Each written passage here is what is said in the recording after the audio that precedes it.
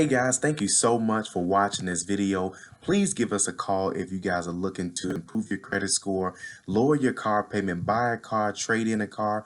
If you're looking to purchase your first home, if you're looking to purchase a rental property, we can help you. Give us a call today, 877-205-7771. Talk to you guys soon, and thanks again.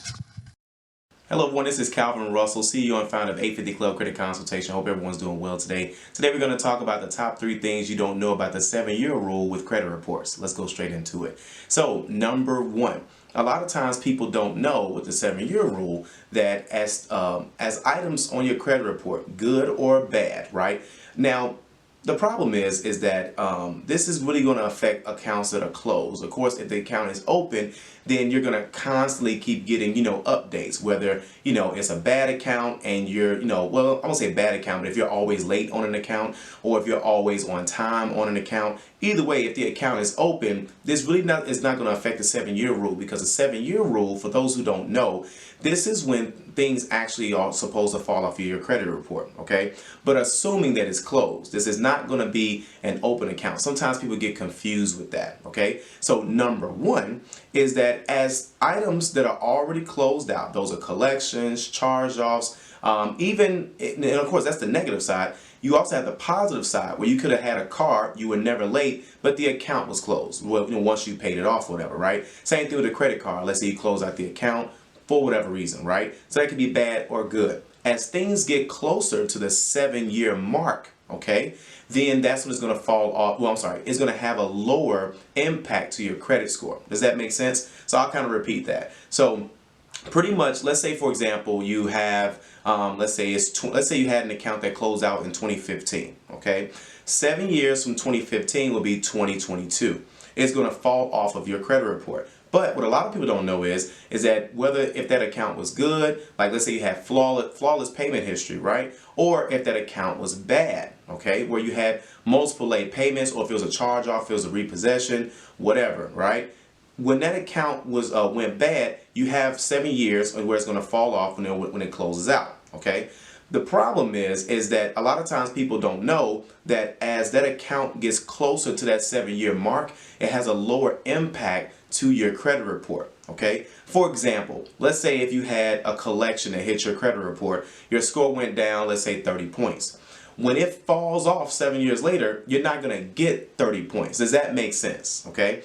And the reason why is because it has a lower impact to your credit report. So as it gets older and closer to that time frame, you're going to slowly gain points back. A lot of times when you get like random score jumps and nothing really changed in your credit report, a lot of times that's where it comes from, because that comes from positive or negative accounts, most of the time negative accounts, that has such a major impact to your credit report when it first happened. And as it gets older, you're starting to get some of those points back. A lot of people don't know that. Again, it's getting older, it's getting closer to that 7-year mark. That's, of course, another reason why, for example, let's use that same collection. When you had the collection, it dropped your score 30 points. Let's say 3 years later, you dispute it for, and it comes off, right?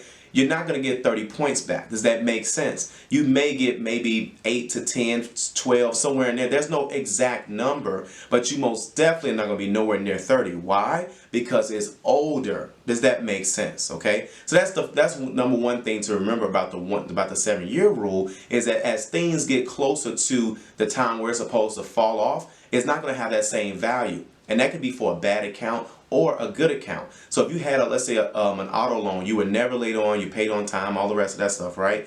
And now the account's been closed out. Let's say it closed out in 2015. When 2022 comes and it falls off of your credit report, now the question is, Calvin, will your score drop? No, because again, it was positive from the get-go, so it never hurts you. But again, it's not gonna, it can't really help you in any way, shape, or form, especially when you're trying to go get another car, because I've seen it happen with a lot of people, and we're going to do a video about that. As you get older, a lot of times people, when they get, like, I would say retired, let's say 50s, 60s, 70s, they stop building credit. The problem is that a lot of the stuff that they built, and even though it was probably flawless, right, it's not on their credit reports anymore because it all fell off and they haven't rebuilt anything. So we'll talk about that another day, all right? So number 2. the bankruptcy 7-year rule. Now, there's two different types of bankruptcies that most people file. There's a couple other ones, but again, that individuals file mostly is going to be Chapter 7 and Chapter 13. Chapter 7 is going to be on your credit report for 10 years. Now, there are some ways that you can try to dispute it, try to get it removed. You know, there's other not the best ways to try to do it that could lead to other issues just to try to remove something. But worst case scenario, because I always like to get the worst case scenario, right? It's going to fall off your credit report. Chapter 7 is going to stay on your credit report for 10 years. Why is that?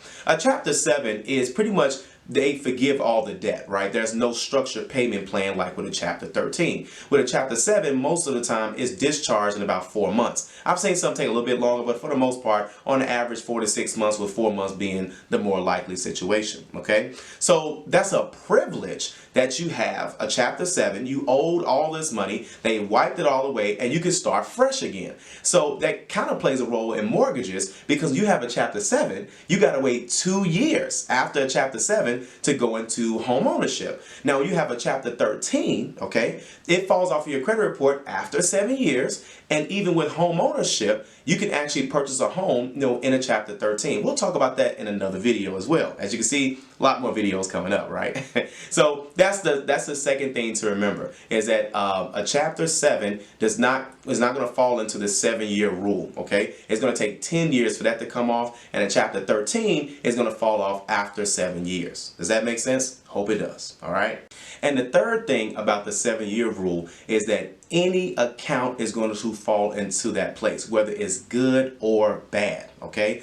It kind of alludes into what we talked about a little bit with number 2, but I think that a lot of times people only care about the 7-year rule when it's something bad on their credit report. And a lot of times, again, everything plays a major role. It kind of goes into what I was talking about, where if you have a long period of time where you're not building your credit, and you had a normal account that's supposed to happen, right? You have, let's say, a personal loan you were never late on, it closes out, 7 years, it's going to fall off your report. Your score is not going to drop, but nothing is going to continue to build that. That's where a credit card comes in. A credit card is the best way to hold your credit report. I mean, to hold like all of the history that you've essentially have built, because it's the only thing that first off, a credit card is the only account that you can keep open forever without it being a negative factor. A lot of people don't know that when you have a personal loan, anytime you keep a personal loan longer than you're supposed to, again, that means that some bad things have happened. Whether it's a mortgage remodification,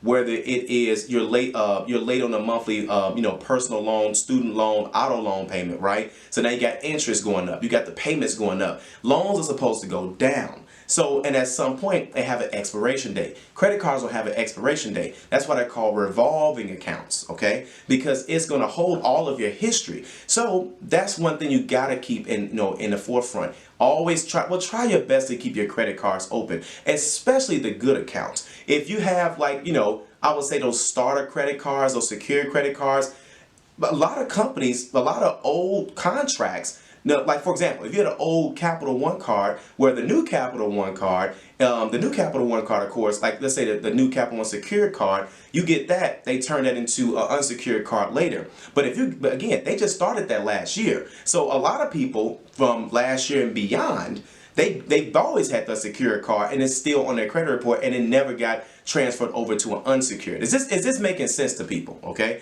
so a lot of times, depending on when you got that account, that's what's going to play a major role. So you want to keep your credit cards open if it makes sense to do so with the right company. Now, if the company's charging you stupid fees and useless fees and just all type of crazy stuff, it's okay to close that account, because you can always replace an account. People get afraid of closing accounts because they don't think about replacing it. You can close out an account with a garbage credit card that you had to get when you were rebuilding your credit, right?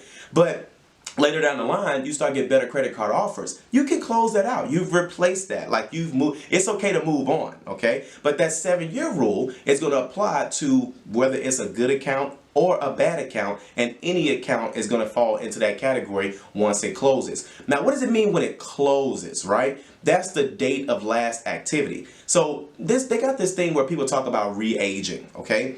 It's almost like an urban myth in a sense, because you can dispute something without it re-aging. I know that was a lot with the 7-year rule, but again, a lot of people don't understand it. So I want to make sure I covered all my bases, okay?